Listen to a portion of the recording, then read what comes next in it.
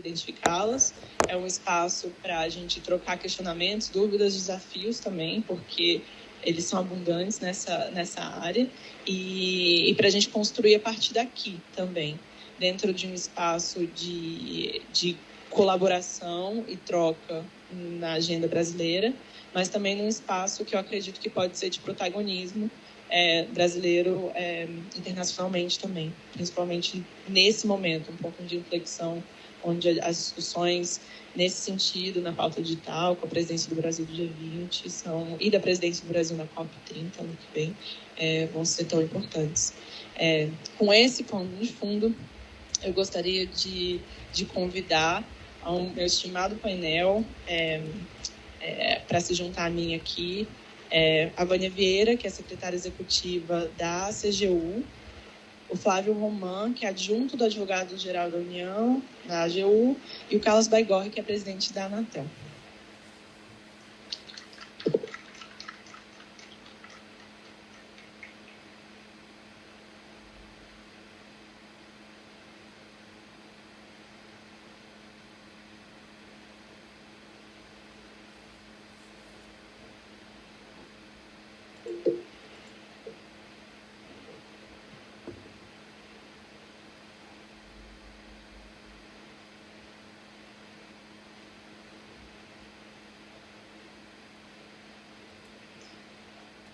Vânia, você tem a palavra. Obrigada, Lorene. Bom dia a todos e todas. Primeiro, eu quero agradecer muitíssimo o convite da Lorene, quem eu conheci, na verdade, na academia. Eu e Lorene tivemos aí o privilégio de participar de uma pesquisa orientada pelo professor Marciório, na oportunidade, então, que nós estávamos estudando o modelo de sandbox regulatório da Anatel, né? A proposta, então, de sandbox regulatório da Anatel, que hoje eu imagino que o Baigorre, inclusive, já deve comentar aqui como uma proposta aprovada, né? Então, nas últimas semanas aí. Então, eu começo falando isso, dizendo que eu estou aqui como secretária executiva da CGU, porque, participando da abertura do painel, o ministro não pôde estar presente, mas que nós apresentaremos no painel seguinte. Meu colega Ronald, secretário federal de controle interno, está aqui. A CGU vem realizando, nesse momento, um trabalho de levantamento das experiências de sandbox regulatórios junto a vários órgãos e entidades da administração pública. A gente já vai ter oportunidade de trazer e compartilhar informações aqui nesse evento, mas eu acho que hoje eu vou um pouco dispensar aqui o meu chapéu de secretária executiva da CGU para um pouco até falar sobre a minha experiência acadêmica de pesquisadora do tema, que, na verdade, foi o que a Lorene me pediu quando ela entrou em contato comigo, porque, afinal de contas, eu tive aí também a oportunidade de, nos últimos anos, me debruçar um pouco sobre o estudo do tema, inclusive conhecer as experiências que já vêm sendo implementadas, não só por agências reguladoras, vamos dizer, estrito sensu, mas também por outros órgãos e entidades que exercem regulação no Brasil. Né, gente, eu acho que aqui a maioria das pessoas são iniciadas, vamos dizer assim, no assunto, mas que a gente teve, antes mesmo da aprovação do marco legislativo, né, o marco das startups, que possibilitou, previu-as de uma vez por todas, né, então a possibilidade de que o poder público, em especial os reguladores, eles criassem esse ambiente aí, de experimentação, uma experimentação não apenas normativa, mas uma experimentação concreta mesmo, de desenvolvimento de medidas, novos serviços, novos produtos, novas tecnologias, bem nessa linha do que a Lorene se manifestou aqui na abertura. Eu acho que agora, nos últimos tempos, a gente tem visto essa discussão crescer bastante na temática do ecossistema digital. Então, toda a abordagem aqui trazida no que toca a inteligência artificial, mas é preciso a gente lembrar que quando a gente está falando de sandbox, A gente, muitas vezes, eu acho até que acho que um pouco da força do automatismo, assim, que muitas vezes nos induz, até porque o próprio conceito de sandbox e o Instituto em si, ele nasce no ambiente regulatório, né, esse desconto do regulador de permitir que, num determinado momento, num determinado período histórico, determinados agentes econômicos testem ali as suas iniciativas, os seus novos produtos, serviços, tecnologias, mas que o sandbox ele não é restrito ou não pode ou não necessariamente acontecerá apenas na seara regulatória. Então, talvez, né, se tem alguma contribuição que eu possa deixar aqui de saída, Lorene, para todo o debate que vai acontecer aqui ao longo do dia de hoje, é que a gente pense o sandbox não apenas como esse instrumento regulatório, né, de você permitir regulado e regulador construírem juntos nesse ambiente, vamos dizer, de experimentação conjunta, que num ambiente como esse, o regulador, muitas vezes, ele está aprendendo também, né? Eu acho que mencionado aqui a rapidez, a velocidade com que inovações disruptivas acontecem em todas as áreas, em especial no ecossistema digital, mas que o sandbox seja também visto como um instrumento jurídico, administrativo, que propicia a inovação na administração pública como um todo. Então, eu acho que o sandbox ele pode, né, ele tem o potencial para ser muito mais e contribuir muito mais para a evolução do direito administrativo. Eu acho que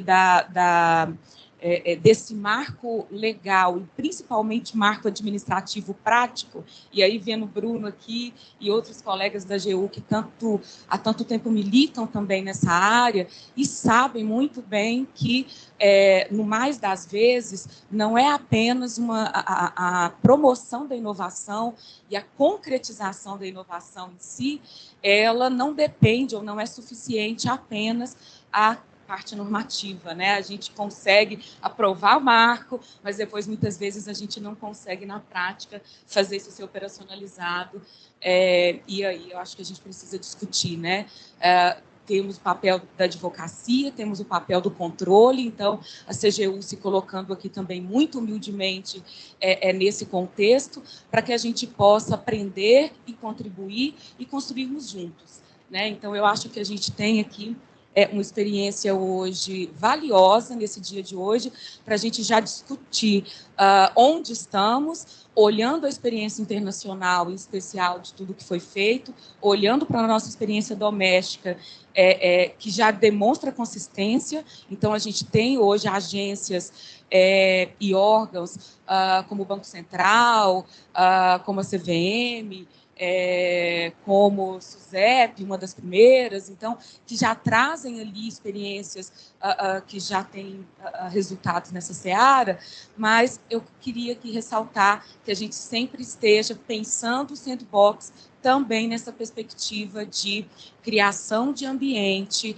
de experimentação administrativa que propicie a inovação no direito e na administração pública como um todo. Obrigada.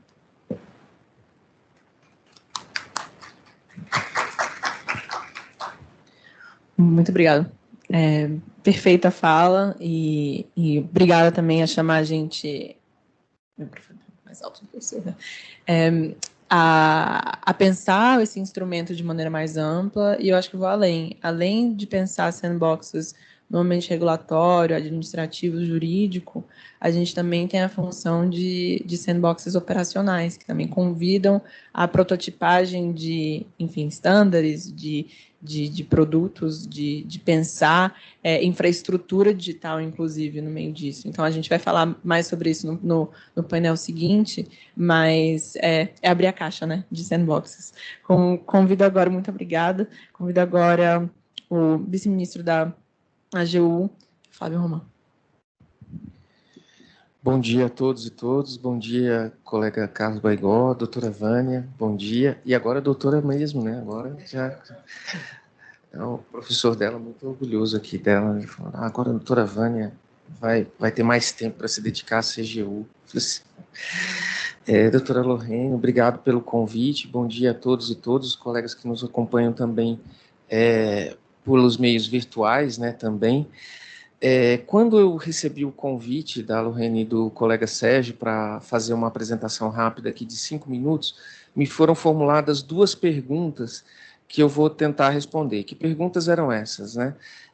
Por que estudar sandbox, ou por que fazer um evento sobre sandbox nos dias que correm? E também qual seria o papel da Advocacia Geral da União nesse contexto sobre a questão do sandbox. Pois bem, para responder essas 2 questões, eu queria primeiro fazer um panorama sobre como a Advocacia Geral da União tem se visto num sistema de ambiente de negócios, né, de fomentar um ambiente de negócios com maior segurança jurídica, e mostrar algumas intersecções entre o sandbox e, no final, fazer algumas medidas que a gente está adotando ou pensando em implementar no âmbito da Advocacia Geral da União, para esse tema, né?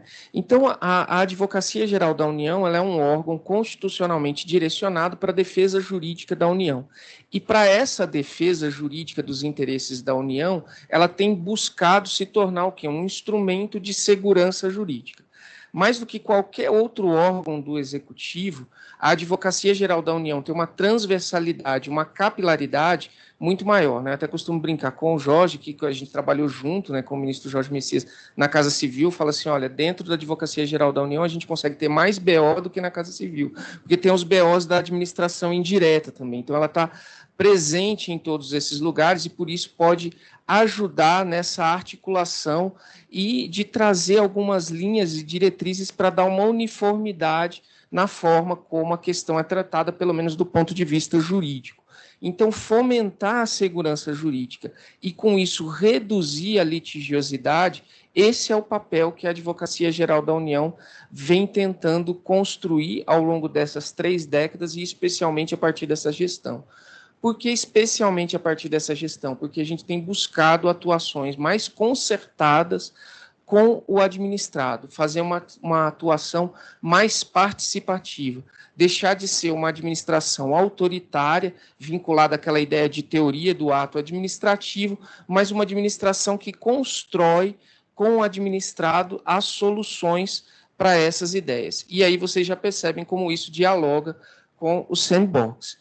Nesse sentido, uma das metas da agenda foi implementar essa melhoria do ambiente de negócios, facilitando os investimentos e a transformação ecológica e digital. Estamos tentando fomentar a redução de custos para empreender no Brasil. O objetivo, então, é contribuir para a consolidação da retomada da economia e da geração de emprego e renda. E os primeiros resultados, ao final desse primeiro ano, mostram que o governo tem tido algum êxito nesse sentido. A AGU, então, tem buscado soluções jurídicas para promover segurança jurídica no ambiente de negócios, aumentar a segurança jurídica das políticas, principalmente de concessão e investimentos públicos, reduzir riscos fiscais e aperfeiçoar a governança tributária, reduzir a litigiosidade, incentivar a inovação, sustentabilidade e promover estabilidade institucional e aumento da confiança. Essas metas não podem ser alcançadas sem esse diálogo com o administrado e com a sociedade. E como primeira medida que foi adotada dentro dessa gestão foi a criação da Câmara de Segurança Jurídica do Ambiente de Negócios. O que é essa Câmara? Ela é um comitê de assuntos tributários e regulatórios. O doutor Bruno Portela, que está aqui, é quem coordena o comitê regulatório e vai coordenar também uma das palestras que vai haver aqui à frente. Então, ela é formada por órgãos da Advocacia Geral da União, tanto da administração direta como da administração indireta, envolvendo as 4 carreiras, né, procuradores da Fazenda Nacional, procuradores federais, procuradores do Banco Central, procuradores advogados da União, representantes da sociedade civil, como a Ordem dos Advogados do Brasil, entidades representativas do setor patronal, então, a FEBRABAN, a Confederação Nacional da Agricultura, representação dos empregados também estão ali, então, Força Sindical, CUT, também estão presentes, ou seja, a gente coloca todos esses atores para dialogar, e também do terceiro setor. Então, todos esses, ontem a gente teve uma das primeiras plenárias, o feedback que a gente tem tido tem sido muito positivo, da possibilidade de que externar quais são os gargalos regulatórios e tributários que esses agentes vislumbram e que a Advocacia Geral da União, por meio de sua capilaridade, por meio da presença dela em todos os ministérios, em todas as agências reguladoras, em todos os institutos federais, em todas as universidades, pode fazer a articulação desses diversos agentes. Então, com a Câmara, a AGU abriu um canal inédito de diálogo institucionalizado. Então, ao invés de ter aquelas reuniões fechadas a gabinete que permitem a captura, a gente tem um ambiente republicano em que setor patronal, terceiro setor e a representação dos empregados podem verbalizar suas demandas, né? Além de diagnósticos, a Câmara também dialogará com a sociedade sobre reformas regulatórias, que podem impactar sistematicamente setores da economia, propondo inovações e racionalização de regulamentos, como a utilização do ambiente regulatório experimental como ferramenta de aperfeiçoamento estatal, na construção da regulação com o órgão regulador e a própria entidade regulada. Estou seguro que essa iniciativa aperfeiçoará o modelo regulatório brasileiro e a Câmara se transformará em ferramenta relevante para a colaboração permanente entre regulador e regulados. Eu até ontem brinquei com o representante da FEBRABAN, falei assim, a gente tem que... tive uma outra reunião para tratar de temas tributários com eles depois, falei assim, a Câmara não pode se transformar simplesmente numa ouvidoria, ela tem que buscar e construir soluções. Além disso, a Advocacia Geral da União criou um laboratório de inovações, o Labori, que também está sob a coordenação do colega Bruno Portela. Então, este instituto tem o escopo de avançar em soluções jurídicas inovadoras para as políticas públicas como eixo prioritário e o apoio e suporte jurídico desse Labori à gestora ou gestores públicos que queiram utilizar um instrumento de sandbox regulatório. Aliás, uma das primeiras ideias do Labori foi a criação de um site para compras públicas, que vai ser aí a ideia de aquisições de pequenos bens através de um clique. Se a gente conseguir isso, a gente realmente revoluciona esse sistema de compras públicas. Bom, então, qual é a relação, então, entre a atuação dessa Advocacia Geral da União, mais voltada para o administrado, com a atuação mais concertada e essa ideia? É justamente por meio dessa capilaridade que a Advocacia Geral da União pode fomentar e colocar esses atores para articular e trabalhar conjuntamente. Me preparando aqui para esse evento, eu me deparei com as iniciativas, por exemplo, da NTT, né, que tem tido muito sucesso com o seu sandbox, né? Achei até bastante ousada a forma como eles colocaram, porque eles implementaram uma forma de cobrança sem praça pedagiada numa rodovia, que é a BR-101, localizada num trecho que é justamente um trecho turístico, né, que liga ali os litorais paulistas e o litoral carioca. E vejam só, a gente está falando de uma rodovia que não era pedagiada, ou seja, as pessoas não tinham o hábito de pagar o pedágio, num setor que é turístico, ou seja, tem muito pessoas que circulam ali de maneira eventual, e não obstante isso, o sistema funcionou adequadamente. Ou seja, as pessoas passam pelo sistema de alta velocidade, não tem nem redução de velocidade, ou seja, é ainda mais bacana que o Sem Parar, né? Quem já utilizou esse sistema, eu acabei fazendo propaganda, né, do ticket, não podia.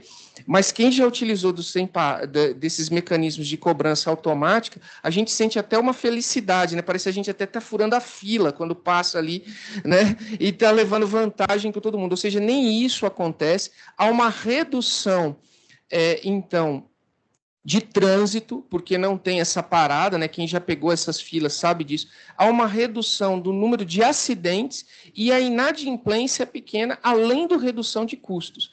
Até mesmo durante a apresentação, um dos pontos que foi ressaltado é que aquela região é onde estão usinas nucleares. Então, ter pessoas ali que estão dedicadas a isso também diminui até o risco nesse aspecto. Outra iniciativa também é de pesagem rápida, né? Está até a minha amiga Claudinha aqui que coordena esse projeto, e que também é muito interessante. Então, ao invés de parar, perder tempo fazendo a pesagem, ele trafega normalmente e a máquina, com o uso de tecnologia, faz a pesagem. E por que é preciso de uma interlocução? Vendo ali a live da Claudinha com o regulado, precisa ver assim, que o regulado estava empolgado com a possibilidade de usar essa tecnologia, de melhorar a forma de prestação de serviço, mas ele ressaltava que ao final de 2 anos, embora ele tivesse confiança na NTT, ele ainda dependeria de aferição do Inmetro para ver se viabilizava e se estava de acordo com as prescrições. Ou seja, ele tem que se articular com o agente regulador, ele tem que se articular com o agente que vai fazer a aferição disso, com os órgãos reguladores de trânsito. Então, eu vislumbro ali uma oportunidade para que a Advocacia Geral da União fomente essa interlocução, né? Então, a carinha do regulado ali mostrando, pode ser que ao final de 2 anos, se o Inmetro não aprovar, a nossa iniciativa pode morrer ali nessa ideia. Então, por conta disso, é que aqui no final dessa história, a gente queria anunciar que, articulado com o ministro Jorge Messias, com o coordenador da Câmara de Regulatório, da Câmara de Segurança Jurídica, a AGU vai propor o tema de sandbox para ser discutido dentro da Câmara de Segurança Jurídica e fomentar a criação, seja de um manual, seja de um guidelines sobre a implementação de sandbox, tentando articular esses diversos atores para que a gente tenha um estatuto mínimo e maior segurança jurídica. E já vejo que a gente sai, mais uma vez, atrasado, que temos que correr atrás do tempo, porque os órgãos do sistema U aí de controle, né, a CGU e o TCU, já estão com os seus diagnósticos prontos. Então, a gente tem que avançar e aprimorar os nossos mecanismos. E dizer aos senhores e às senhoras que a AGU de portas abertas para essa inovação, para a interlocução, já é uma realidade e que contem com a gente, não só para os eventos, mas também para participar desses fóruns e desses diálogos que são fomentados pela Advocacia Geral da União. Então, desejo a todos e todas um ótimo evento. Muito obrigada. E tivemos até direito a um anúncio aqui de primeira mão, fico muito grata. E agora a gente segue para a fala do Carlos Baigorre, presidente da Anatel. Obrigado, Lohane. Bom dia a todas e a todos. Antes de saudar a nossa audiência, que nos acompanha presencialmente e virtualmente, também saudar a doutora Vânia, doutor Flávio, dizer que é uma grande satisfação estar aqui falando sobre sandbox regulatórios, apesar de eu não ser o grande especialista do assunto na Anatel. O conselheiro Alexandre Freire é o relator dessas iniciativas, mas felizmente para ele e infelizmente para vocês ele está de férias, então vocês vão ter que ouvir de mim essa apresentação. Mas, bom, o que eu gostaria de dizer, infelizmente também outra notícia ruim, doutora Vânia, que a gente ainda não aprovou a regulamentação de sandbox regulatório. Ela está justamente, o processo de sandbox regulatório, aí o doutor Nilo chegou, eu estava mandando um monte de mensagem para ele perguntando sobre sandbox regulatório, mas ele está no contexto do regulamento de simplificação regulatória, que está sob a relatoria do conselheiro Alexandre Freire, e a gente, dentro da discussão de sandbox regulatório, pensamos em fazer uma experimentação do próprio sandbox regulatório. Então, antes de a gente aprovar de forma ampla e abstrata o ambiente regulatório experimental, nós aprovamos, na última sessão do Conselho Diretor da agência, um projeto piloto de sandbox regulatório para avaliar as condições de uso de reforçadores e repetidores de sinais. E aí, antes de entrar na discussão meio técnica, depois eu conto mais ou menos a questão. Mas é basicamente o seguinte: muitos prefeitos em muitas comunidades que têm deficiência de cobertura de celular, às vezes eles acabam comprando equipamentos e instalam esses equipamentos para levar o sinal da telefonia celular para regiões em que não há atendimento. E isso acontece muitas vezes ao arrepio da regulamentação e ao arrepio da lei. Então, você tem um prefeito, eu lembro de um caso que eu fui o relator de um caso desse, um prefeito lá do interior da Bahia, comprou um reforçador de sinal para levar um sinal celular para um bairro novo da prefeitura dele. Isso depois de ter pedido para as operadoras ampliar o sinal, pedido para o Ministério, pedido para a Anatel ampliar o sinal, a gente não tinha o que fazer, simplesmente falamos, olha, não tem previsão, e ele, por conta própria, usando recursos da prefeitura, ampliou o sinal. Isso gerou uma interferência no sinal da operadora, porque o equipamento que ele comprou não era de alta qualidade, não foi bem implantado, e gerou interferência no sinal de toda a região.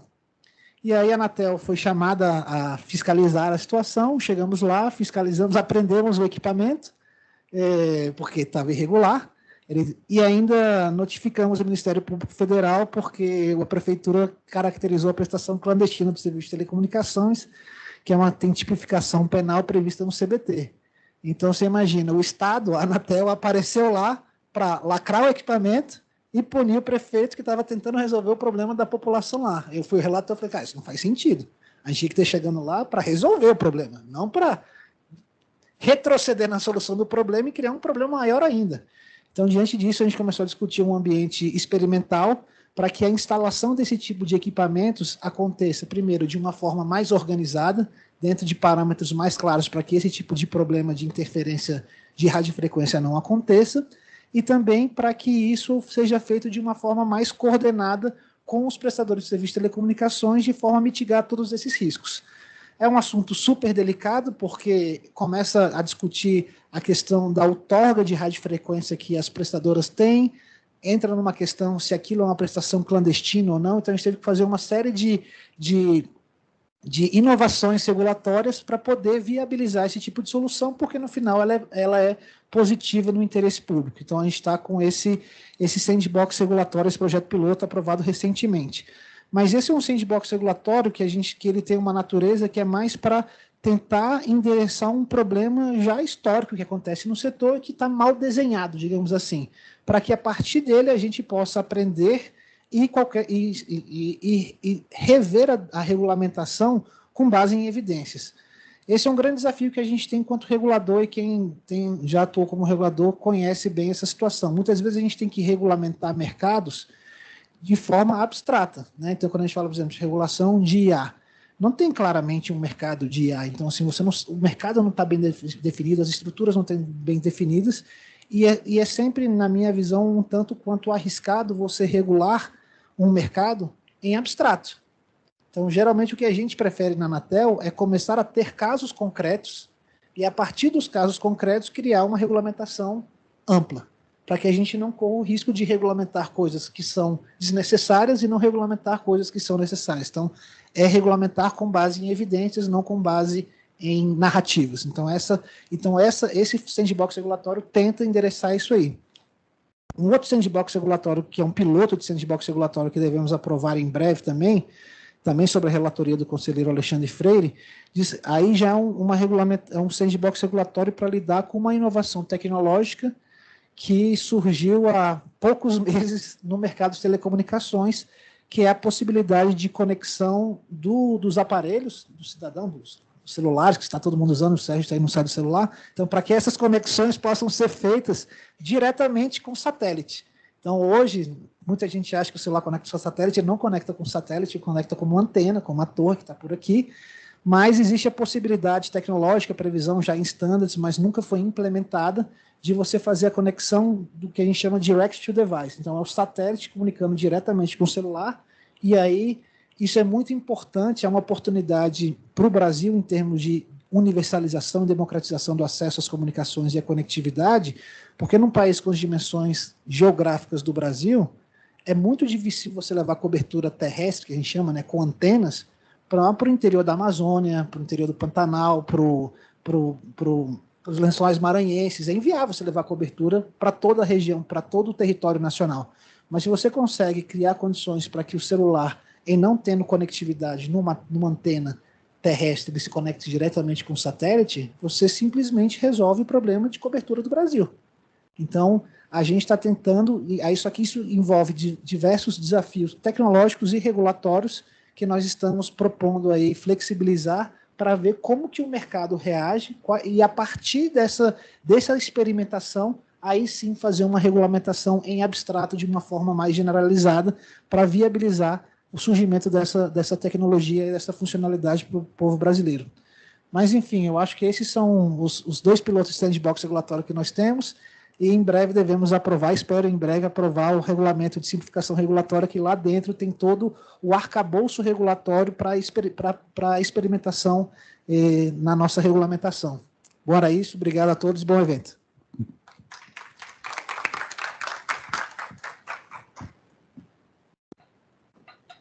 Muito obrigada, Rosberg. A fala foi interessante porque ele nos convida também a imaginar o que pode ser. Eu gostei muito da sua fala em que você diz, a gente está aqui para resolver.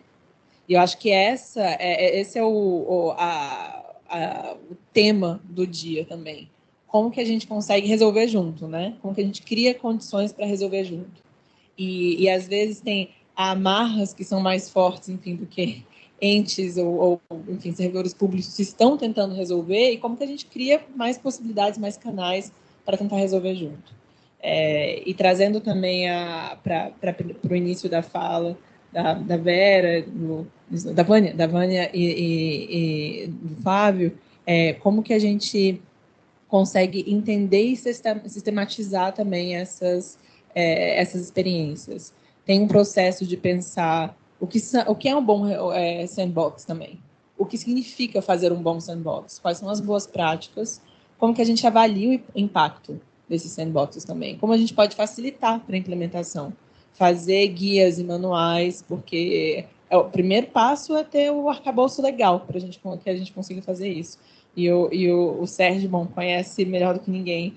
Foi ele que fez o marco legal da startup quando ele estava no Ministério, que está aqui organizando comigo hoje o evento. Mas como a partir desse momento que a gente tem essa figura legal, como que a gente implementa, né? Então, o diabo está sempre nos detalhes. Partir para a implementação é o grande desafio, fazer com que ela seja feita de maneira responsável, sistematizada, também exige um esforço conjunto de troca dessas experiências que a gente está fazendo aqui. Eu agradeço muitíssimo a disponibilidade de vocês. A gente está um pouco atrasado no nosso evento, mas a gente vai tentar correr com o próximo painel também, que vai ser moderado pelo professor Márcio Iório. Deixo a você a responsabilidade de tentar apertar o tempo. Muito obrigada.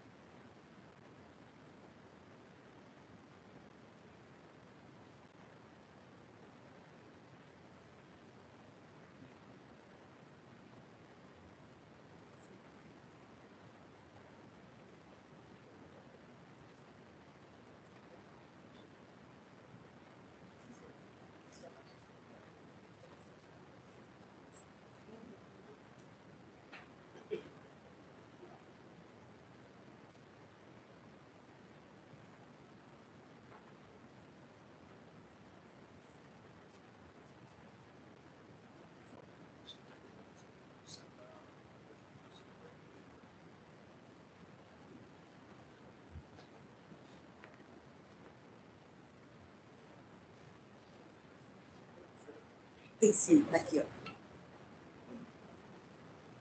fundamental, né, para evitar o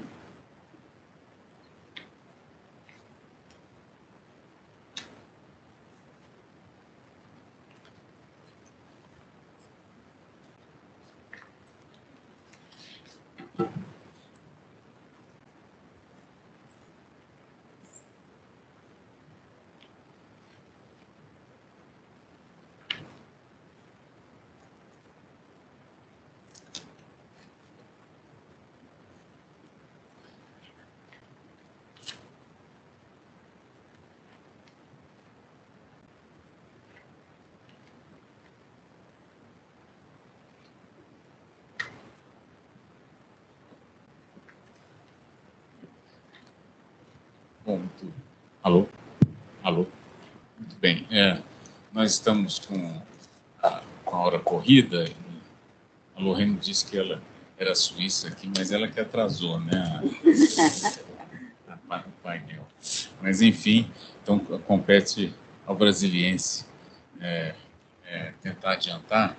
Eu vou fazer uma apresentação bem rápida dos presentes, que são pessoas conhecidas, né? A professora Maria Marinho, da Universidade do EPB e da Mackenzie, o Dr. Ronald da Silva Balbi, que é secretário federal de Controle Interno da Controladoria Geral da União, CGU, o Dr. Arby Herst, que é auditor federal de controle externo do Tribunal de Contas da União, e o Dr. Christian Perrone, que é diretor de Direito e GovTech do Instituto de Tecnologia e Sociedade. E esse painel ele foi desenhado como um painel de apresentação do sandbox regulatório quanto ao que existe por aí, o que ele significa, quais são os diferentes tipos de sandbox regulatórios, quais são exemplos concretos de benefícios que ele pode trazer. Enfim, essa aqui é a ideia. E, sem mais delongas, eu pediria que colocassem a apresentação da professora Maria Marinho, para que ela possa, então, iniciar a apresentação. Pediria aos presentes que se restringissem até 8 minutos, por causa do nosso tempo, e depois passaríamos por uma rodada de eventuais questionamentos, se a coordenação autorizar. Tá bom? Vamos então.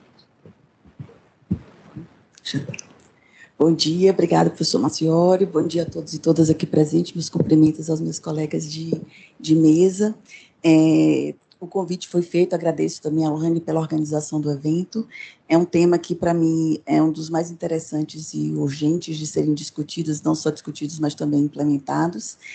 E o meu desafio aqui é um desafio árduo, tentar apresentar, ou então trazer os conceitos, né, elementos conceituais do que seria um sandbox regulatório, num intervalo de 10 minutos. Né? Então, é um desafio grande para todos, certamente. Eu começo, então, não sei se aqui o meu está funcionando, mas testarei. Sim, acho que só tem... Ele não está tão... A gente aperta uma vez, ele não vai direto. Obrigada. O meu primeiro ponto que eu vou estar trazendo para vocês é que é um conceito em desenvolvimento. Né? Eu não acredito que a gente já tenha um conceito estabilizado sobre o que seria um sandbox. Acho que o sistema que a gente está utilizando para o desenvolvimento do conceito é um raciocínio indutivo. A gente tem mapeado uma série de iniciativas que se tem chamado de sandbox e, a partir disso, identificado características que fossem comuns e distintivas de outros sistemas de inovação, de regulamentação experimental, e, a partir disso, tentando aí definir o que seria um sandbox. Como a gente já comentou aqui no início do nosso evento, existem outros modelos de sandbox que não apenas o sandbox regulatório, como o sandbox operacional. E a gente também tem outros sistemas, né, outros instrumentos de regulação experimental que não serão o objeto da discussão de hoje, mas a gente pode estar falando também de laboratórios de inovação, a gente pode estar falando de que eles chamam de test beds, também para poder verificar como é que aquela inovação se adapta em determinados, muito mais um elemento de natureza técnica do que de natureza jurídica, mas tentarei, já que os 10 minutos aqui tem essa limitação de tempo, falar com vocês sobre o que seria o sandbox regulatório, que vai ser o tema de toda a discussão no painel de hoje, né? Não só de hoje, mas de hoje de manhã e de hoje à tarde. Vou pedir para passar, infelizmente não consigo. Isso, perfeita. Seria o primeiro. Vou voltar aqui. Joia. Primeira coisa que a gente tem que falar é em que contexto se discute sandbox regulatório, né? Em que contexto é esse? A gente vem de uma dimensão em que a relação entre inovação e regulação era vista como elementos opositores, então a gente tem que regular no momento que não vá prejudicar a inovação. Então, regulação e inovação era visto como um elemento vai estar prejudicando o outro. Em que sentido? Quando a inovação, a gente tem que achar um tempo ótimo. Então, era o quando regular, a pergunta. Não podemos regular muito antes, porque prejudica a inovação. A gente pode regular muito depois, porque o nível de difusão tecnológica será tanto que a capacidade que o Estado vai ter de controle é menor. Então, ficava uma discussão que era uma discussão de contraposição, né, e não de harmonia. Depois a gente entra também com a mesma discussão, mas uma discussão que volta a falar sobre ritmo, né? Então, existe um ritmo de desenvolvimento do processo legislativo que não é compatível com o ritmo de desenvolvimento da inovação tecnológica. Então, temos um outro problema de oposição. Não são compatíveis. Como não são compatíveis? E eu acredito que essa discussão sobre regulação experimental vem exatamente tentar solucionar ou minimizar esses efeitos já mapeados aí pela literatura. Então, se só puder ajustar um pouquinho para mim, aí o número 1 aparece. Então, onde se insere essa discussão? A gente tem que lembrar que a gente está falando não mais de modelos de regulação em que o Estado ele tinha uma ação muito mais passiva do que proativa. Então, a gente está falando de uma regulação de natureza, agora, visando novas tecnologias, antecipatória. A ideia não é mais encontrar o momento ótimo de onde intervir, a ideia é ter uma continuidade nessa intervenção que permita a sua adaptação e sua melhoria contínua, e não mais um momento específico no tempo e do desenvolvimento tecnológico para ver essa interação, e entender que inovação e regulação podem andar de mãos juntas e que o agente regulador ele pode, inclusive, ajudar no processo de inovação a estar direcionando para determinadas finalidades que, ao final, reduzindo o risco, não só do desenvolvedor, mas também o risco de Estado e o risco para o consumidor de ter acesso a tecnologias que venham aí, ou serviços que venham prejudicar. Então, a gente está falando muito mais num sistema de cooperação do que num sistema aí de competição. Pelo menos essa é a visão e esse é o novo cenário. E por que esse cenário é importante a gente falar que houve uma mudança, né? Se a gente fala do início de discussão de sandbox, a gente está falando de uma experiência de 2015. Então, que vem do setor financeiro. E o que é que isso significa? Significa, eu estava até comentando com o Christian antes da gente entrar, que eu tenho a impressão de que o nome sandbox virou como se fosse o nome daquele produto que leva o nome da marca. Né? Quando você quer falar de maisena, você não vai falar amido de milho. Né? Isso você acaba se referindo ao nome da marca. Então, o sandbox que foi feito no setor financeiro acabou sendo como critério para ser sandbox, critérios que seriam aplicáveis ao sistema financeiro, que tem tem características próprias, né? Um sistema altamente regulado e que a gente teria dificuldade de transpor exatamente aquilo que foi feito no setor financeiro para demais setores. Então, a gente ficou na dúvida sobre se isso seria sandbox, não pode ser sandbox, porque se não tiver um waiver aqui das disposições, determinadas disposições legais, isso não poderia ser considerado sandbox. Então, tem uma série de discussões conceituais que decorrem, ao meu ver, desse primeiro passo, né, da gente estar nomeando, colocando a marca como se fosse o conceito. E aí, nesse momento, lá em 2015, se eu me recordo bem a frase, não sei se foi exatamente isso, mas foi mais ou menos o sentido que ela quis dar, a superintendente dos serviços financeiros de Nova York, quando esse projeto saiu no Reino Unido, disse o seguinte, children play in sandbox, adults play with the rules. Né? Então, não tinha como, ela achava que isso não ia dar certo. Né? Isso seria disposições para estar ajudando determinados segmentos, mas não iria fortalecer a confiança no processo. E hoje a gente tem uma discussão muito mais aberta à ideia de sandbox. Por quê? Porque o processo, ou os princípios que norteiam o que seriam boas práticas regulatórias também mudou. Então, há uma receptividade maior há uma necessidade, agora eu vou fazer a conexão com o painel que me antecedeu, de resolver, né?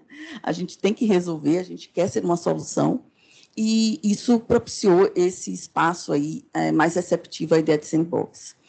Com uma administração ou com um regulador, obrigada, um regulador que busca esse aprendizado constante, aqui faço também menção à frase que Vânia comentou, que eu achei extremamente relevante, que é o processo de aprendizado constante. A gente também está aqui para aprender, né? Então, nesse momento de troca, é importante criar sistemas que tenham um nível de resiliência, que eles estão chamando agora a prova de futuro, né? Que tem uma capacidade da regulação se manter relevante. E um outro elemento que a gente ouviu aqui na primeira apresentação, que é baseado em dados. A gente não está aqui para testar narrativas, não foi isso? Então, a gente está aqui para testar, para, a partir de dados, buscar uma solução que tenha um impacto efetivo na sociedade. Dito isso, né, eu não sei ainda quanto tempo me resta, 4? Vai ser... Vou deixar rapidinho aqui, vou passando, vou deixar você passar. Eu vou falar sobre alguns elementos que eu acredito que integrem o conceito, né? Então, tentando aqui estabelecer um conceito com vocês do que seria esse sandbox regulatório. Então, o primeiro elemento, ele é um instrumento de experimentação regulatória, né? Existem outros, e aí depois a gente vai fazer a distinção, que difere dos outros. Isso significa que é um instrumento de política pública, isso significa que ele também tem os atributos aqui do que seria a regulação, então, critérios de comportamento e de desempenho, mecanismos de monitoramento e mecanismos de enforcement. É um instrumento de natureza colaborativa, você não consegue fazer um sandbox só o regulador ele precisa do regulado. O evento de sandbox vários outros modelos, a gente tem, inclusive, a participação da sociedade civil, que tem sido uma das discussões muito sérias a respeito de sandbox, é quando você tem uma discussão só entre regulador e regulado, e sociedade civil e consumidores não fazem parte desse processo de construção. Vou pedir para seguir para o próximo. Obrigada. Então, outro elemento que é importante, ele testa inovações. Inovações, sejam elas de natureza produto, processos, modelo de negócios. Então, o objetivo é testar inovações. Existe ali uma assimetria de informação, seja daquele que está desenvolvendo o produto com o agente regulador, seja também da necessidade de troca de experiências, até para que o regulado saiba para onde conduzir o seu produto que está ali em fase de desenvolvimento. Ele existe por determinado período de tempo, então, no momento que o sandbox ele é lançado, a gente já sabe quando começa, quando ele termina, né? Ele é aplicado em um ambiente real, então, mesmo que seja numa pequena escala, mas o importante é a gente coletar dados da aplicação desse ambiente real, e também tem um escopo bastante limitado. Seguindo, por favor. Uma apresentação, é um modelo que é feito a partir de caso a caso, né? Ele não visa ali estabelecer a partir de padrões e de elementos que vão ser coletados em casos específicos, trazer regras gerais. Regras gerais, eu digo, para todo o setor, mas a gente está falando de elementos bem setorizados. Nos exemplos que me antecederam, vocês viram, né, que a gente está falando de projetos que visam soluções específicas, a partir de um elemento de natureza tecnológica que foi agregado. Ele parte de um plano a um projeto específico. Então, a gente já tem uma metodologia pré-definida, objetivos que se buscam atingir com aquele sandbox. Quais são os mecanismos de coleta de dados? Quais seriam os instrumentos de monitoramento, né, que a autoridade vai estar utilizando para estar acompanhando o projeto? E como que o projeto ele vai ser avaliado? Então, isso aí também integra nessa parte. Para ser considerado sandbox, teria que ter um projeto prévio, algo que tornasse ele factível. Eu vou pedir o próximo elemento. Tem que ser num ambiente monitorado pela autoridade competente. Então, a existência da autoridade competente, do regulador, ela é imprescindível.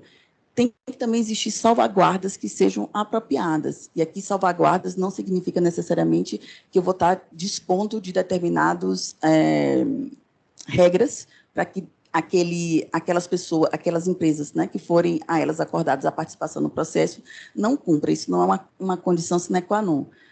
Existem processos de sandbox em que existe isso acontece muito em mercados que estão extremamente regulados, mas pode haver sandbox também para mercados ainda não regulados, então para setores ou para tecnologias ainda não reguladas, que é o caso de inteligência artificial.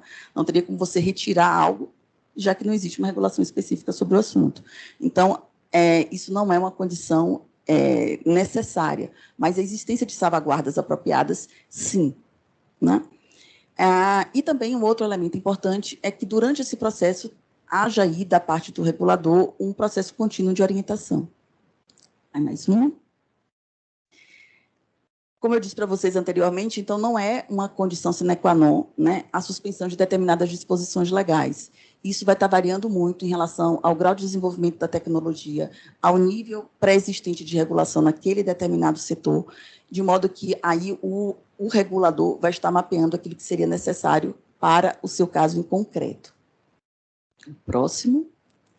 Eu chego, então, aqui, gente, nesse desafio dos 10 minutos, numa definição ainda em desenvolvimento, para estar testando até com vocês. Então, o sandbox seria um instrumento de regulação, de experimentação regulatória, que permite o teste de determinadas inovações de modo colaborativo, em um ambiente real e limitado, por um determinado período de tempo, a partir de um projeto e plano específico e de salvaguardas pré-definidas, cuja execução será monitorada por uma autoridade competente, que proverá orientações contínuas ao longo do processo, com o objetivo de promover o aprimoramento da governança regulatória. Esse é um conceito ainda em desenvolvimento. Vocês percebem que existem vários critérios que foram aqui incorporados, mas que a gente ainda pode, a partir de uma análise indutiva de projetos que talvez ainda não sejam do meu conhecimento, certamente, terem outras características que apareçam como comuns. Mas, a partir da minha pesquisa, essas seriam as características que eu identifiquei como mais, que aparecem com mais frequência em projetos que se intitulam como projetos de sandbox. Próximo. Próximo, só 3 pontinhos, apenas para dizer para vocês que é um projeto de construção e desenvolvimento, e que todas as experiências, né, que a gente vai estar mapeando hoje aqui, talvez me induza a introduzir outros elementos do que definiria o que seria um caráter distintivo aí, do que a gente chama de sandbox regulatório. Eu agradeço aqui a oportunidade de falar com vocês, espero ter cumprido o prazo, professor, e ficaria atenta agora aos ensinamentos dos meus colegas. Obrigada. Muito obrigado, professora Maria. Obrigado, professora Marinho, e essa foi uma apresentação importante para nos revelar o significado ainda aberto em construção do sandbox como experiência. O meu está... agora sim. Mas, enfim. Fala um pouco mais. Bom, agora já. Bem, então, acho que foi muito importante essa apresentação para nos balizarmos quanto ao conceito de sandbox como algo em construção e uma experiência, e pautado por experiências, né? Então, passo a palavra, sem mais delongas, ao doutor Ronald da Silva Balbi, para suas considerações. Muito obrigado, professor Marciório. Aqui cumprimento todos os colegas que estão aqui ao meu lado. Faço uma saudação a todos e a todas. É uma satisfação muito grande poder falar um pouco sobre o trabalho que nós realizamos. E tendo já ouvido tudo que já foi dito aqui, é uma satisfação maior ainda poder participar de um projeto como esse, de um evento como esse. Um evento em que eu tento pensar em uma forma de começar e não tem como fazer uma certa analogia e uma referência a essa dicotomia entre o passado e o futuro. Eu respeito muito o passado, os nossos antepassados, em todos os setores, né?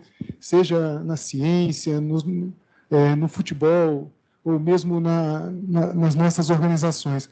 Mas a gente não vive do passado, né? A gente precisa de conhecer o passado e olhar para frente, e buscar inovar como os nossos antepassados inovaram, seja na ciência, seja no futebol, seja nas nossas organizações. Então, o que eu vou trazer aqui, como disse a nossa secretária executiva, com muita humildade, porque é um levantamento ainda muito preliminar, um levantamento que sequer está pronto ao ponto de estar publicado no site da CGU, como a gente faz com todos os trabalhos e relatórios.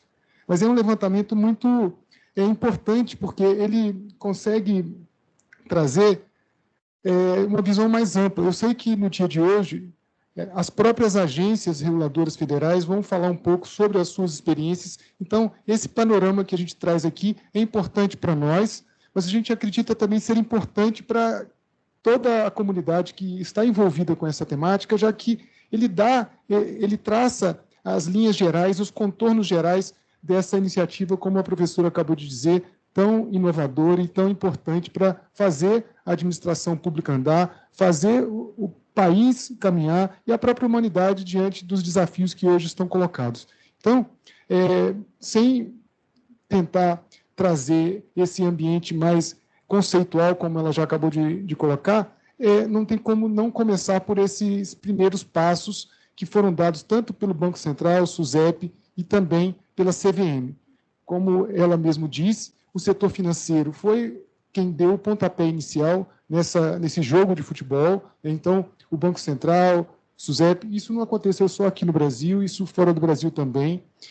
E, em 2021, houve essa lei complementar em que a primeira regulamentação mais clara desse processo se deu nesse artigo em que prevê que os órgãos poderão, no caso, estabelecer essas condições especiais simplificadas, ou seja, isso não é uma obrigatoriedade, é uma possibilidade, e por isso que a lei traz essa facilidade, e o que nós vimos dentro da administração federal hoje é um pouco dessas iniciativas pontuais que estão prosperando, mas a gente espera ver cada vez mais, porque há espaço enorme para essas inovações. Então, esses critérios também estão colocados na lei complementar, ou seja, quais são os critérios de seleção quais são os projetos que essa regulamentação deve acontecer, em que condições, qual é a duração, o alcance, como a própria professora Maria já mencionou aqui. As primeiras regulamentações do projeto em si, do processo, se deu na NTT, na ANEEL e também na ANAC. Como está dito ali, são regulamentações muito recentes, a partir de 2022, então, mas já são regulamentações que decorrem da lei complementar, e essas agências se sentiram na necessidade de fazer essas regulamentações, ou seja, são regulamentações sobre o sandbox de uma maneira geral. E nós identificamos também, já no levantamento que começou a ser feito no final do ano passado, e a gente deve ter uma consolidação dele na sequência, um dos casos já mencionados, da NTT, a pesagem dinâmica, e também o pedagiamento eletrônico lá do Free Flow, no Rio de Janeiro.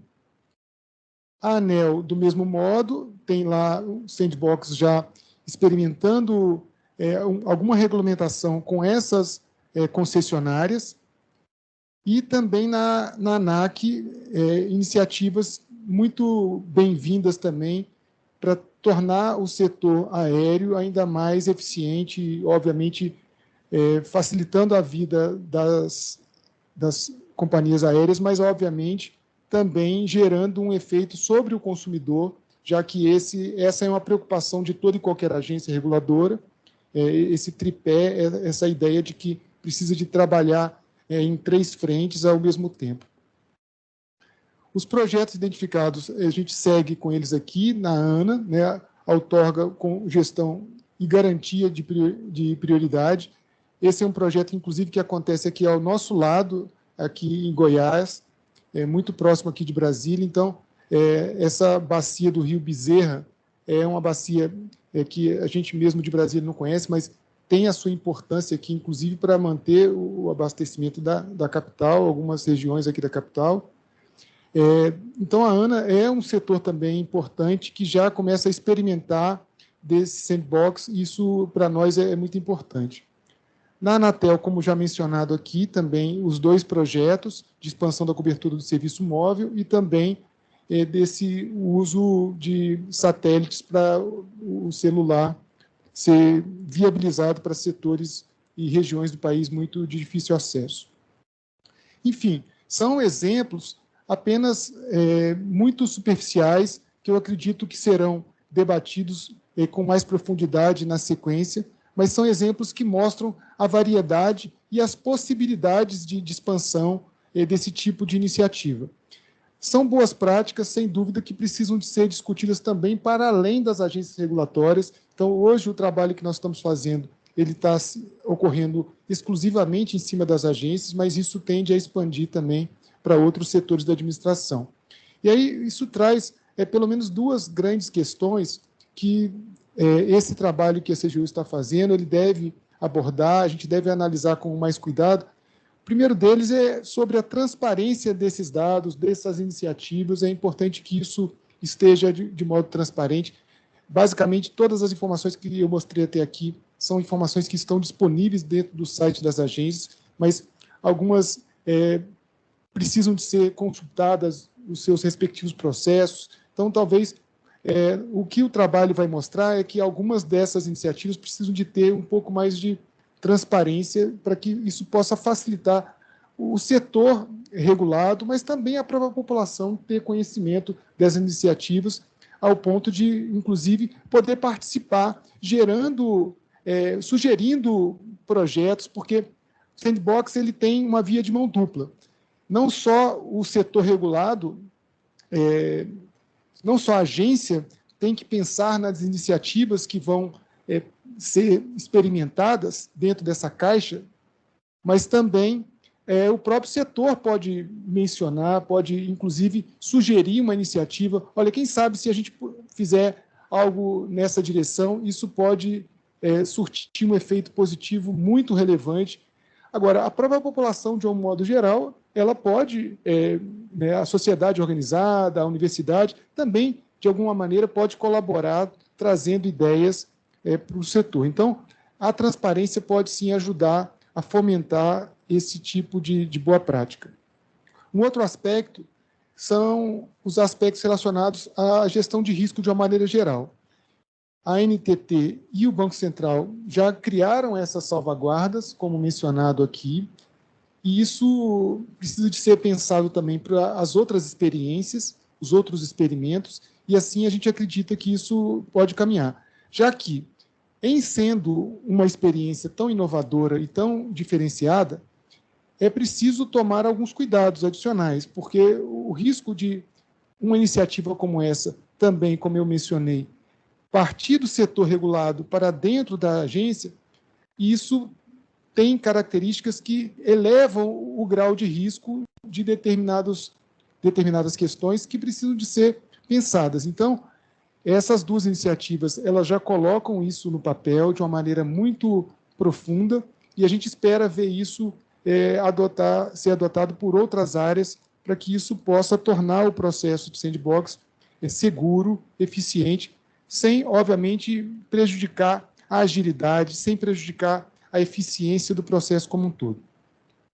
Enfim, para efeito de conclusão desse raciocínio, a gente traz aqui também alguns aspectos a respeito da matéria jurídica de uma maneira geral. Ela é basilar de todo esse processo, sem a qual isso torna o processo mais inseguro. Então, algum cuidado precisa de ser tomado nessa direção. Um outro aspecto diz respeito à proteção de dados, né? É uma iniciativa que não só o governo brasileiro, mas o mundo todo tem uma preocupação especial com isso, e a Lei Geral de Proteção de Dados, ela traz, então, algumas iniciativas, algumas preocupações a respeito disso, e isso deve ser levado em consideração também no momento de uma regulamentação experimental, ainda que experimental, sobre essa matéria. E, por fim, como eu já mencionei, essa avaliação que ela é presente não só dentro da administração pública, mas em toda a iniciativa, né? Nós mesmos, como seres humanos, precisamos estar sempre sopesando riscos e benefícios, e aí isso vale também para uma iniciativa tão inovadora como essa. Enfim, são essas as considerações.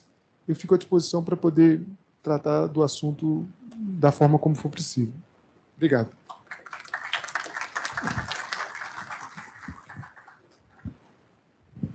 Muito obrigado, doutor Ronald. Apenas para informação à plateia, esse estudo da CGU, ele deve estar sendo publicado no primeiro semestre ainda deste ano, né? Então, agradeço muito. É muito importante ver uma instituição como a CGU já há muito tempo, mas dando exemplo de como que uma instituição ela pode ser proativa e influenciadora de outras no bom rumo de inovação, ao invés da tradição brasileira de instituições que se preocupam em identificar as formalidades que devem ser seguidas e os empecilhos que devem ser impostos às novas formas de pensar. Então, é muito bom ver como que a CGU tem concentrado, não só no aspecto do sandbox, mas em outros aspectos, como modelagens responsivas inovadoras, a ser uma instituição influenciadora de outras instituições no melhor rumo possível. O próximo a falar é o Dr. Arbi, do Tribunal de Contas da União, então, que também, né, tem caminhado nesse sentido. Né? Bom dia a todos. A minha apresentação, vou colocar aqui o tempo também. Caso eu não consiga enxergar, eu vou levantar, tá? Porque minha vista é um pouco ruim e peço desculpas aí. Primeiramente, obrigado pelo convite de estar aqui, Lorraine, Márcio Iorio, referência. E é um prazer estar falando sobre caixa de areia, né, que é o sandbox regulatório. Eu vou levantar que eu me sinto mais à vontade.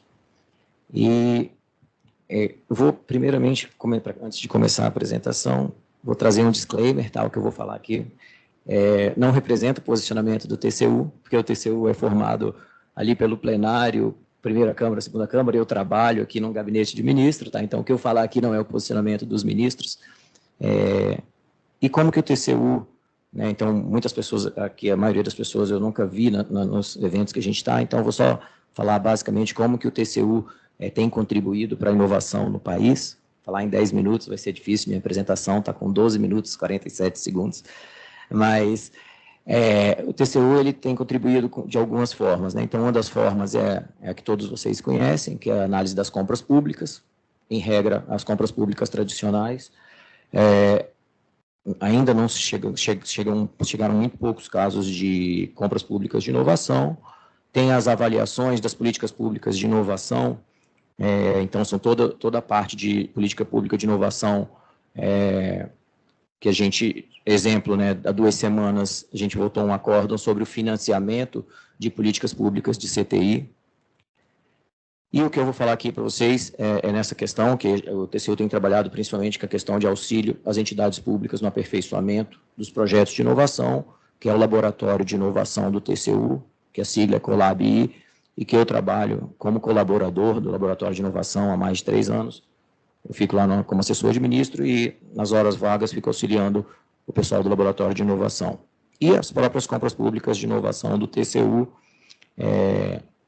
tentando justamente incentivar os outros órgãos da administração pública a inovar também. E aí, como que nós vamos falar aqui, basicamente, em 10 minutos, não vai ser bem rápido. Conceito sandbox, vou passar bem rápido, porque a professora Maria já falou sobre isso. Como que o TCU tem trabalhado com sandbox regulatório ao longo desses últimos anos aí. Os aspectos mais relevantes dos sandbox regulatórios no Brasil, vou tentar trazer para vocês aí alguns aspectos bem relevantes, e as boas práticas que a gente tem identificado nos casos concretos, tá, que a gente avaliou no Brasil. Então, sem muitas delongas, vamos lá. Então, o que é um sandbox regulatório? Então, é isso, né? É a caixa de areia ali, a criança, criar um ambiente novo para fazer testes de inovação e para depois destruir e para depois tirar os aprendizados deste teste de inovação e para, quem sabe, construir de novo, não pode dar continuidade, não pode. Então, eu trago aqui o conceito, né, que a professora Maria já trouxe,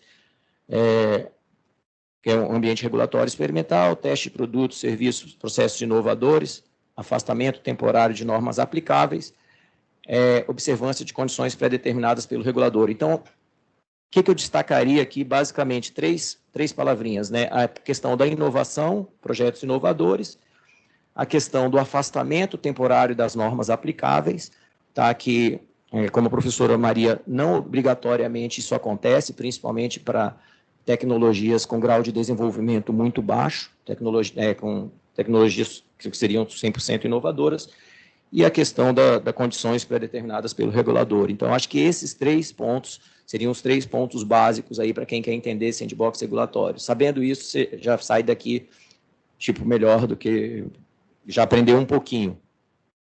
E como que o TCU tem lidado, tá, com o sandbox regulatório ao longo dos anos?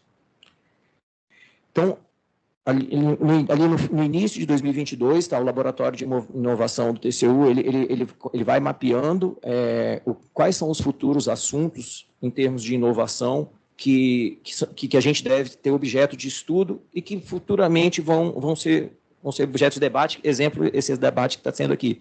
Então, lá no início de 2022, a gente fez esse estudo preliminar, falando, olha, o sandbox regulatório, ele vai entrar em foco mais cedo ou mais tarde, tá? Então, esse estudo preliminar está disponível nesse link, que vocês que estão olhando aí é à esquerda, tá? Eu trouxe uma imagenzinha dele, é esse bem aqui, tá? É uma página exclusivo desse estudo sobre sandbox regulatório. É um estudo preliminar, falando sobre conceitos, é bem básico.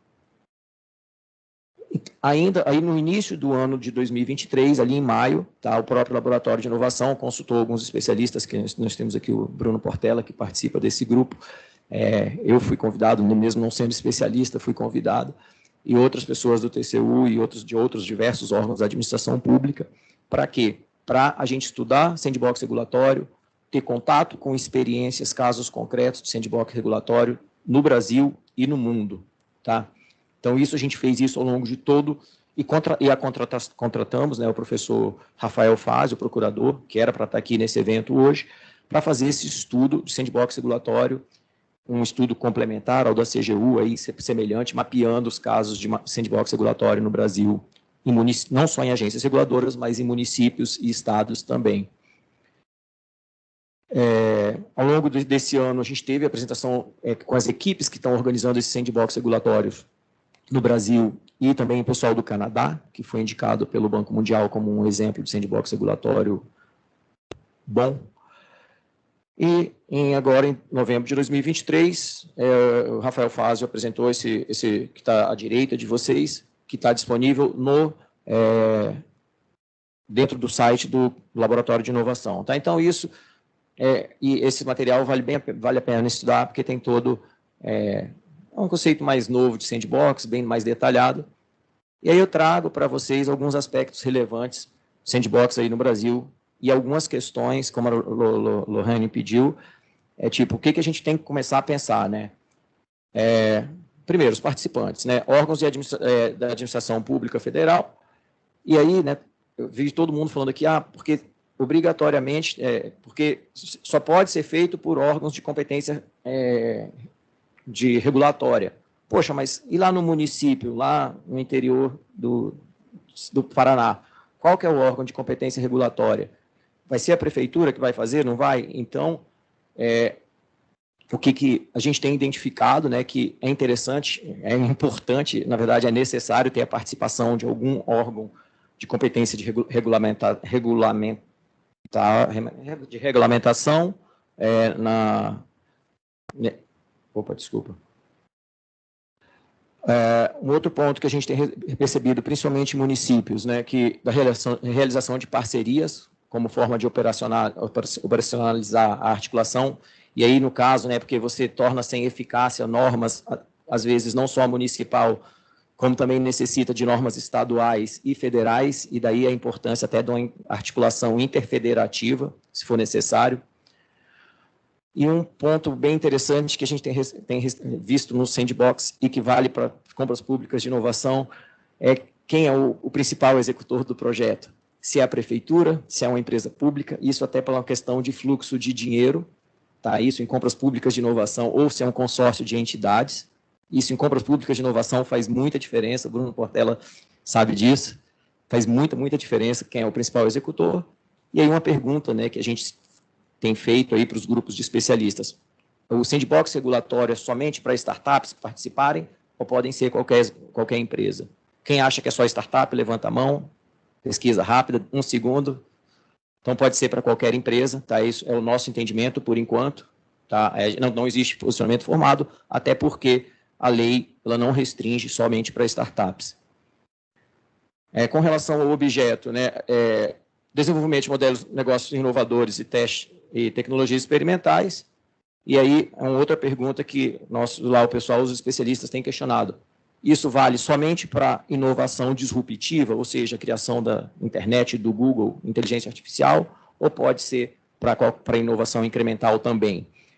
Tá? E, assim, a gente tem um entendimento que pode ser tá, tudo isso que eu estou falando é de grupos de estudos, de conversas, de reuniões, que pode ser para inovação incremental, até porque senão você começa a entrar numa discussão do que é inovação, do que é inovação, o que não é inovação, que são conceitos subjetivos.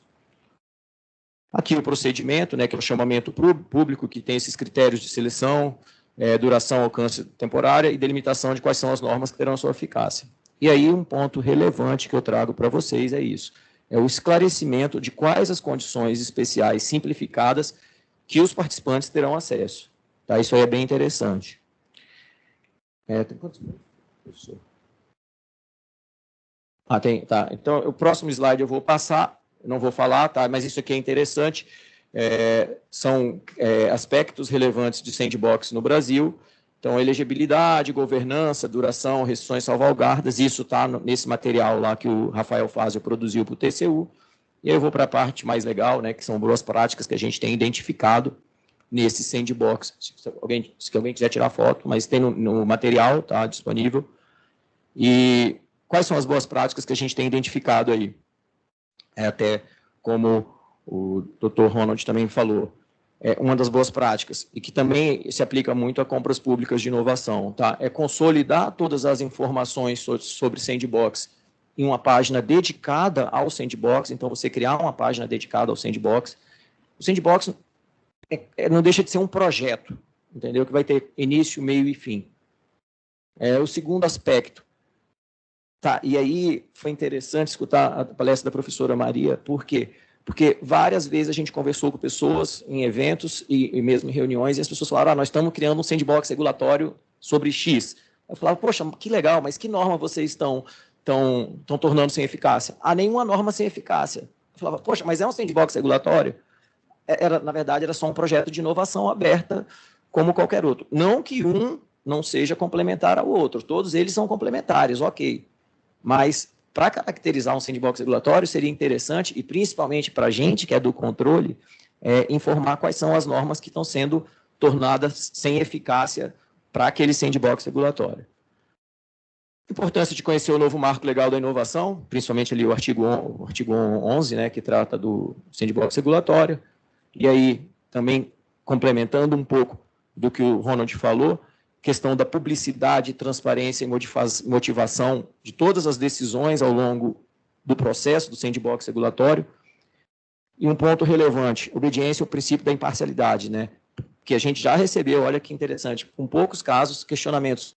Por que você está fazendo sandbox com a empresa A e não está fazendo com a empresa B? Olha que interessante, por que eu vou testar o carro voador do Google e não vou testar o carro voador da Amazon? Então, por quê, né? E aí isso é interessante para a gente estar pensando. Demonstração da necessidade da derrogação.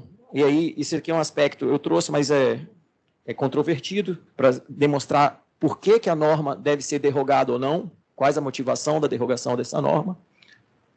Como eu tinha falado, envolvimento de diversas entidades, e aí tanto interfederativas, se envolver derrogação ou sem eficácia diversas leis, né?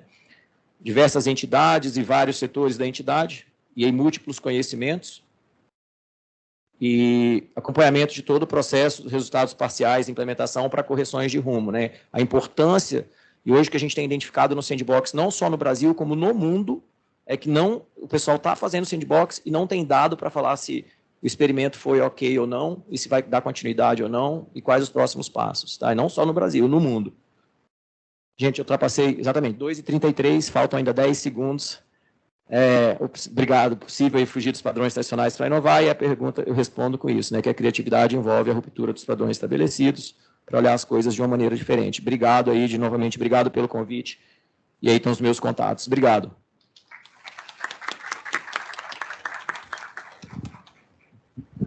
Muito bem, obrigado, doutor Arbi.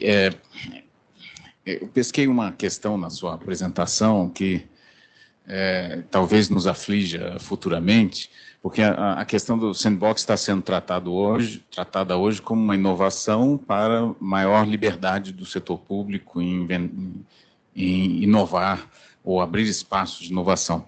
Mas uma das questões foi, só se aplica a startups ou não se aplica a startups? Então, a nossa lógica, né, que é uma maldição brasileira que nos aflige desde sempre, né, é a interpretação de que mesmo medidas que são tendentes ao interesse público devem ser avaliadas sob o ponto de vista estritamente formal, né? Então, há um perigo também do sandbox ser uma forma de se dizer só se pode criar esse tipo de ambiente experimental nos estritos limites formais definidos em tal qual lei. Isso seria uma tragédia universal que o Brasil poderia contribuir com essa experiência única, né? Mas a jabuticaba brasileira pode ser também diferenciada aqui, porque, pelo que foi falado pelo Dr. Flávio, né, eu fiquei feliz que nós possamos finalmente ter merenda na escola com um clique, né? E isso pode ser uma inovação brasileira, porque nenhum outro país certamente tem essa dificuldade tão grande que nós temos, né? E pela fala do Dr. Bagorri, né, do presidente da Anatel, não mais denunciarmos para a delegacia da Polícia Federal um prefeito que pretende expandir telecomunicação. E o grande problema em termos de controle é esse, afinal, e os casos passados, né? Se nós formos analisar isso exclusivamente sob o ponto de vista formal, de construção de um ambiente experimental, administrativo, ele só vai resolver o futuro, né? Os casos passados, quiçá no futuro nós possamos interpretar esse ambiente experimental como uma forma de amenizar tratamentos kafkianos, né, de casos passados também, né? Muito bem. Finalmente, o Dr. Christian Perrone, então, tem a palavra para encerrarmos o nosso painel. Muito obrigado. Eu vou lhe agradecer, porque eu ia pedir para me levantar também. Também tenho a mesma ou alguma dificuldade visual, então acho que facilita. Quando um pesquisador se pede para pensar fora da caixa, a tendência do pesquisador é pensar fora da caixa, literalmente. Então eu vou já pedir VM a vocês, porque de fato eu quero começar com essa imagem. Vocês, né? Imagino que a grande maioria de vocês conhecem esse grande cientista inovador brasileiro e a sua inovação, que também aparece na foto, né? Mas para aqueles que não lembram, não reconhecem, etc., esse é o Santos Dumont, inventor da aviação, né? E por que eu estou falando de aviação para vocês? Porque se a gente for pensar na aviação, ela foi uma grande invenção disruptiva completamente do mercado de transporte, né? Como a gente consegue imaginar que a gente conseguiria chegar de um lugar, de um ponto A a um ponto B, ou seja, digamos assim, eu sou de Porto Alegre, né? Então vim até Brasília no dia de ontem, como é que eu poderia chegar de Porto Alegre e Brasília em poucas horas? A grande questão é que, de fato, quando a gente começou a estabelecer uma lógica de criar um mercado da aviação, a gente levou 21 anos para ter a primeira rota comercial no caso, claro, também entre Porto Alegre e Rio de Janeiro, para uma questão prática de dizer que eu estou aqui, né? Um pouco barrista da minha parte. Mas tinha uma questão muito prática específica também. Por que ter essas cidades? Porque nós temos grandes espaços d'água que você poderia ter o quê? Uma rota comercial de hidroaviões. Por quê? Porque, na prática, nós não só não tínhamos uma invenção, como nós não tínhamos a infraestrutura necessária para a criação desse tipo de mercado comercial, da aviação comercial. Por isso, se precisava de aeroportos. Não se existia aeroportos, nós tínhamos, então, corpos d'água que permitiram essa utilização de hidroaviões. Tá, vocês estão pensando o que esse pesquisador louco aqui está falando sobre aviação. Mas a verdade é que me foi pedido falar sobre novas tecnologias, novas tendências emergentes, e eu acho que é importante a gente pensar historicamente, e se a gente tivesse a mesma situação que a gente tinha lá no início do século XX para essas novas tecnologias, né?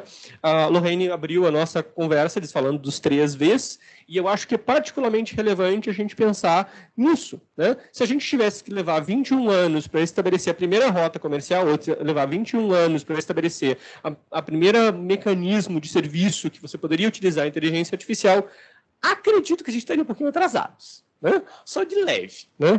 Então, a ideia é como é que isso faz, como é que isso impacta, né? E a grande questão é que muitas vezes, e aqui eu por favor, eu tenho várias autoridades aqui ao meu redor, vários tomadores de decisão, e a grande pergunta é como é que tomadores de decisão, se deparando desses 3 Vs, nessas novas tecnologias, eles estão, de alguma forma, atuando, né? Qual é a sua percepção, qual é a sua atuação e qual é o seu ponto de vista frente a isso, né? E eu gosto desse estudo da OCDE, porque ele parte dessa visão, de uma análise de como a gente lida com essas inovações, como a gente lida com essas tecnologias emergentes, e eles mapeiam 3 grandes grupos de atuações, né, de reações, talvez seja a melhor forma de dizer isso, né? A primeira reação é aquela laissez-faire, não faço nada, deixa que o mercado se desenvolva e assim seguimos. Talvez uma das mais comuns seja, vamos banir, vamos parar, vamos regular, vamos fazer alguma coisa, porque esse mercado tem um risco, eu vou levar em consideração esse risco, vou chegar atrás e vou fazer isso. Em algumas, se começa a pensar, quem sabe a gente tem que criar novos mecanismos para a gente chegar a melhores conclusões, e muitas de vocês aqui falaram sobre ter dados, né, ter evidências necessárias para tomar uma política pública baseada nisso. Eu quero trazer um exemplo para vocês, antes da gente entrar em uma discussão específica de sandbox. Tá? E o meu exemplo é falado sobre algo extremamente controverso, que é o reconhecimento facial. Reconhecimento facial, para aqueles que não sabem, é uma tecnologia que usa por detrás a inteligência artificial para, utilizando o mapeamento dos rostos de pessoas, identificar essas pessoas e a partir disso, N situações. Né? Na maior parte das vezes, se está utilizando para entrar num condomínio, entrar num prédio, ou então para utilizar um aplicativo como o gov.br, por exemplo, ou então também para segurança pública, né? A gente viu no Carnaval, ainda tem uma série de locais que utilizaram no Brasil reconhecimento facial para a segurança pública, a detrimento de nós termos uma regulação específica contra isso. Mas mundo afora, como é que isso está sendo feito? Né? Mundo afora, a gente pode ver que existe uma multiplicidade que cai mais ou menos nessas mesmas 3 categorias.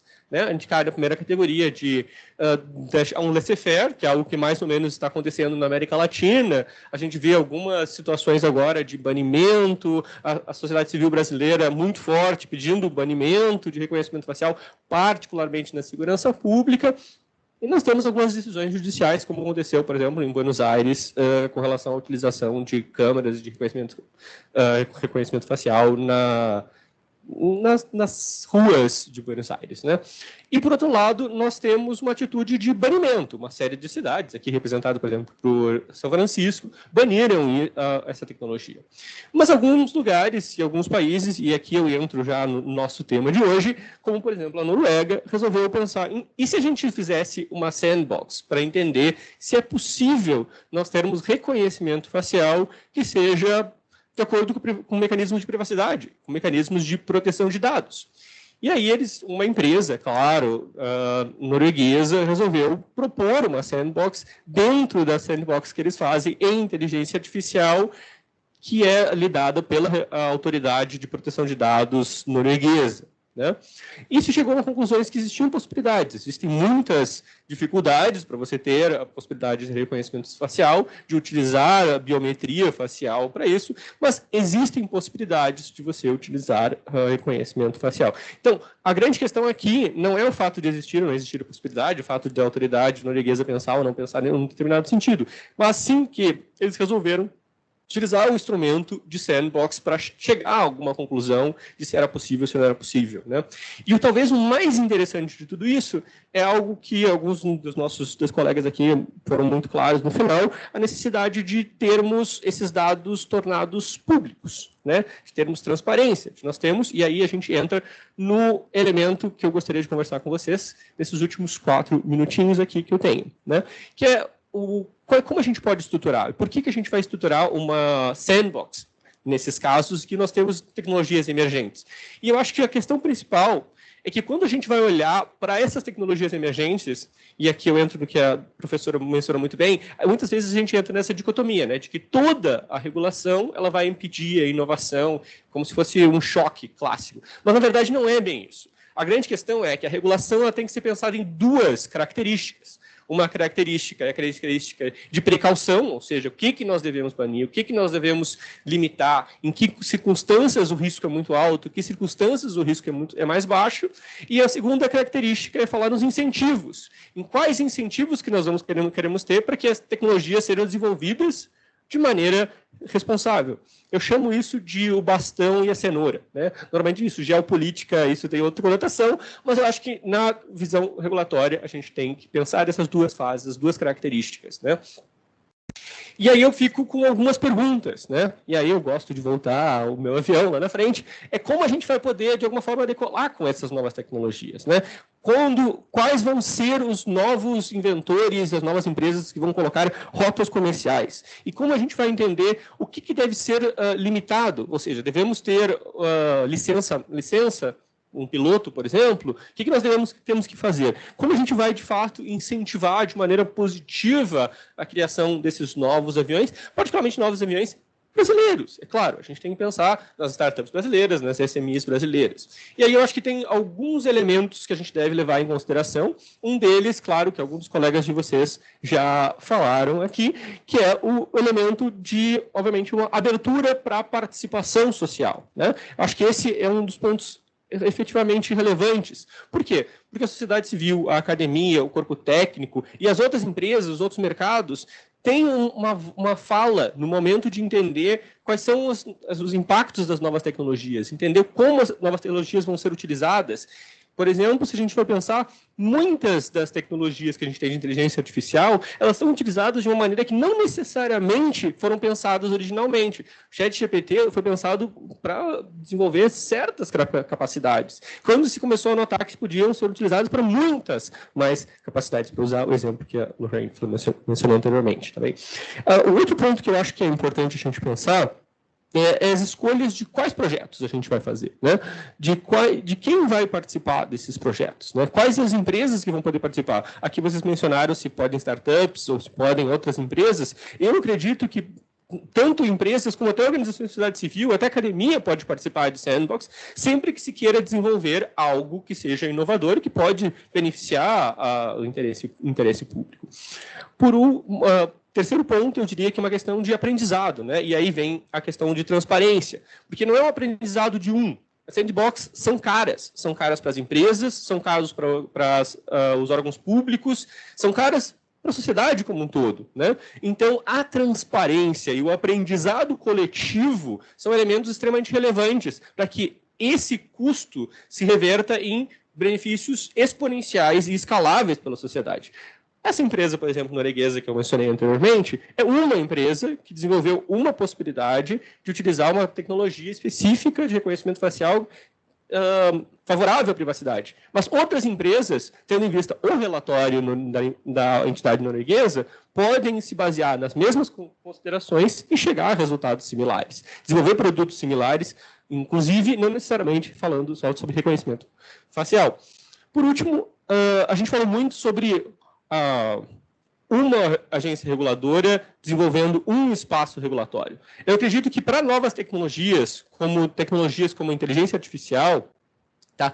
Uma entidade reguladora talvez não seja suficiente. Por quê? Porque as fronteiras entre um setor e outro setor são muito abertas. Essas fronteiras não estão existentes quando a gente fala de inteligência artificial ou de uma série de outras tecnologias emergentes. Então, cooperação entre as entidades, como, por exemplo, na iniciativa inglesa atual, melhor, britânica atual, é importante. Você ter um fórum em que você pode debater com a ANPD, com a ANAC, com o que for, para descobrir como é que você faz para fazer uma inteligência artificial que melhore a aviação civil brasileira, por exemplo, ou que melhore o transporte, que seja privacy friendly, ou que tenha privacidade desde o início, é importante. Então é importante pensar de uma maneira de como com esses elementos de cooperação vão ser relevantes. Outro último ponto, também na área de cooperação, é justamente porque muitas vezes você tem uma sandbox sendo desenvolvida por um município, por um estado.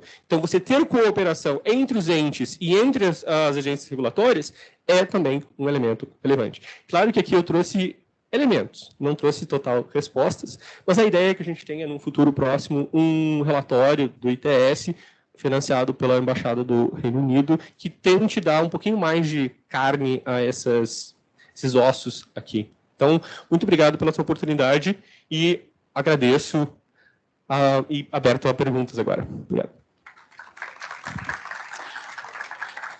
Bom, eu que agradeço. Esse painel, infelizmente, nós vamos ter que encerrar sem abrirmos a perguntas, mas, evidentemente, ele é o painel de abertura com os temas que foram levantados, que influenciarão as demais discussões, e uma boa ponte nessa última apresentação com o próximo painel, que será aberto com a fala da doutora Miriam Vime. Então, muito obrigado, e obrigado aos palestrantes. Voltamos às 11h, logo depois do coffee break. Obrigado.